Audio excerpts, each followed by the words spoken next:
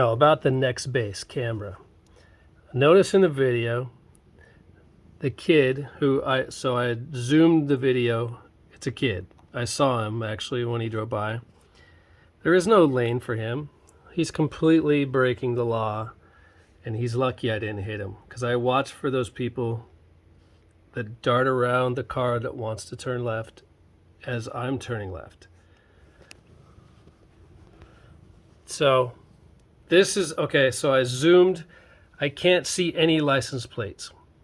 I can't read any license plates. It's just dusk at the time. I can't read the license plates. I can barely make out the kid. I can kind of tell, maybe if you really look hard, that he was driving a Toyota.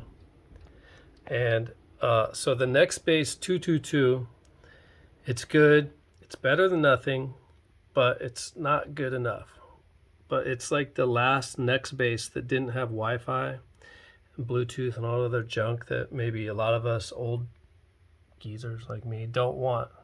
So I want to find a 4K dash cam of good quality that doesn't require all the BS.